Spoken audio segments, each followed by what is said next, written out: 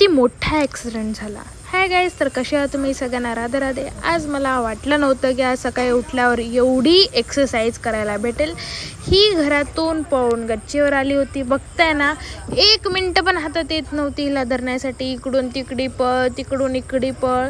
शेवटी हातात आली. मग हिला थोडा लाड केला, पप्पी घेतली पिल्लूची या, मग जाऊन खाली आली ही.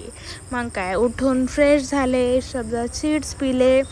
मग आज तर मला थोडं करमतच नाही आहे. लई वेगळं वेगळं काहीतरी फील होतं आहे, एकटं एकटं वाटतं आहे, खूप त्रास होतो आहे.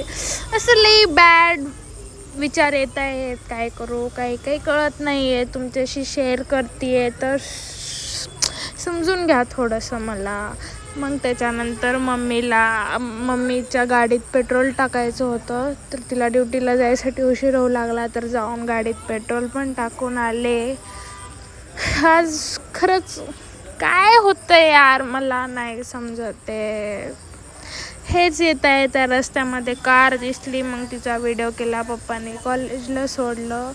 मग कॉलेजून आज मी कॉलेजला पण खूप लवकर गेले. सगळं लवकर आवरून झालं होतं. सकाळी जाताना तर ठीक होतं मूड, पण थोडं बरं वाटतंय, थोडा त्रास होतोय, काही कळतच नाही. मम्मी घ्यायला आली.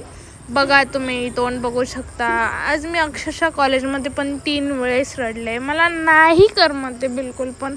असं लई घाबरल्यासारखा जीव होतोय. जाऊ द्या, आज कार्यक्रम होता. हे आमच्या घरातले ब्युटिफुल लेडीज आहेत. सो गाईज, भेटूया उद्याच्या व्लॉगमध्ये. बाय. सॉरी गाईज, तुम्ही पण थोडं सपोर्ट करा, त्याच्याने तरी बरं वाटेल थोडं, की हां बाबा, माझी पण इंस्टा फॅमिली आहे असं म्हणायला. तुम्ही पण लोक